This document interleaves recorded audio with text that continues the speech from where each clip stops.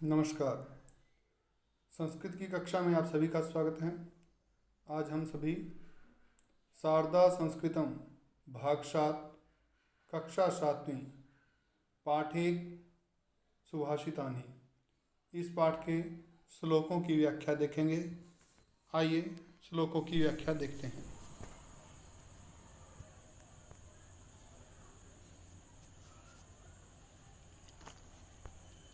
आइए पहला श्लोक देखते हैं। पुस्तकस्थातु या विद्या परहस्तगतं धनं कार्यकाले समुत्पन्ने न सा विद्या न तद्धनम। शब्दार्थ देखिए। पुस्तकस्था पुस्तक में स्थित, परहस्तगतम दूसरे के हाथ में गया, कार्यकाले समय पड़ने पर, पुस्तकस्था पुस्तक में स्थित, तू तो, या जो, विद्या विद्या ज्ञान, परहस्तगतम दूसरे के हाथ में गया, धनम धन, कार्यकाले समुत्पन्ने समय पड़ जाने पर, न सा विद्या न तधनम न तो वह विद्या है न ही वह धन है, अर्थात न तो विद्या काम आती है न ही वह धन काम आता है। प्रसंग देखिए। प्रस्तुत श्लोक हमारी संस्कृत की पाठ्य पुस्तक शारदा भाग 7 में संकलित सुभाषितानि नामक पाठ से लिया गया है। इसमें विद्या और धन के विषय में बताया गया है। अर्थ देखिए। पुस्तक में स्थित ज्ञान और दूसरे के हाथ में गया हुआ धन कार्य पड़ने पर कभी काम नहीं आता। जो धन पैसा हमारे पास होता है वही हमारे काम आ सकता है।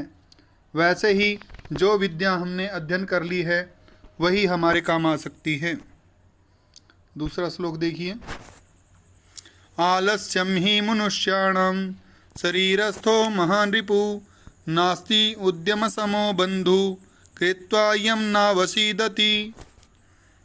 कहते हैं आलस्य ही मनुष्यों के शरीरस्थो शरीर में स्थित महान रिपु महान शत्रु है, नास्ति नहीं होता, उद्यम समो परिश्रम के समान, बंधु मित्र, कृत्वा करके, यम जिसको, नावसीदति दुखी नहीं होता। अर्थ देखिए। मनुष्यों के शरीर में रहने वाला आलस्य ही उनका सबसे बड़ा शत्रु होता है।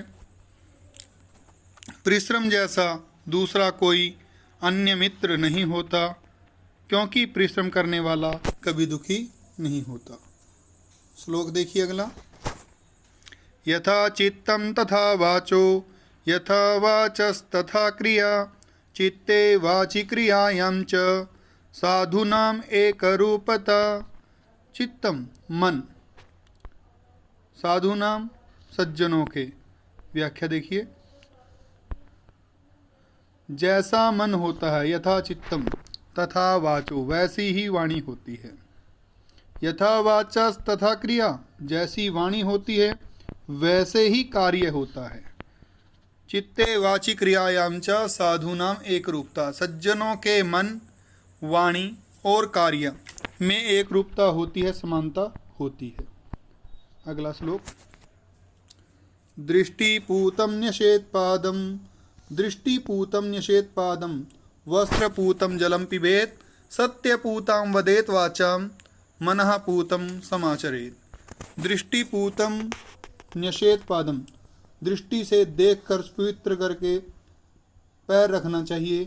वस्त्रपूतम वस्त्र से पवित्र करके, जलम पिबेत जल पीना चाहिए। सत्यपूतम वदेत वाचम सत्य से पवित्र करके वाणी बोलनी चाहिए।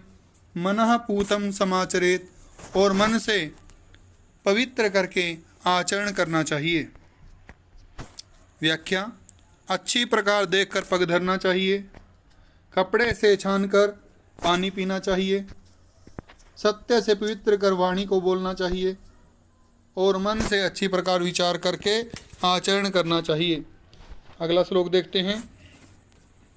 कीटोपि सुमना संगात आरोहति सतम शिरा अस्मा याति देवत्वम महद्भि सुप्रतिष्ठिता।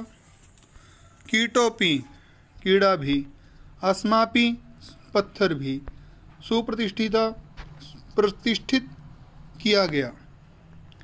कहते हैं कीटोपी सुमना संगात आरोति सताम सिरह।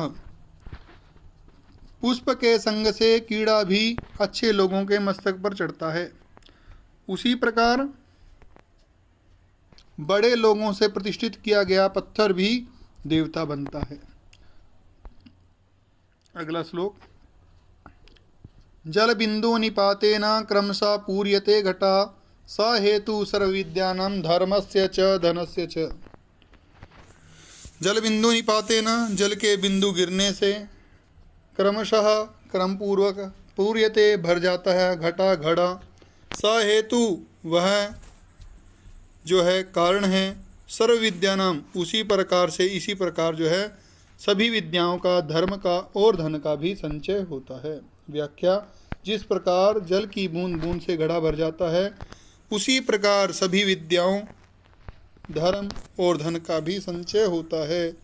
धन जो है वह एक एक रुपया करके इकट्ठा हो जाता है, और धर्म भी हम थोड़े थोड़े धर्म के कार्य करते हैं, हमारा धर्म संचय हो जाता है।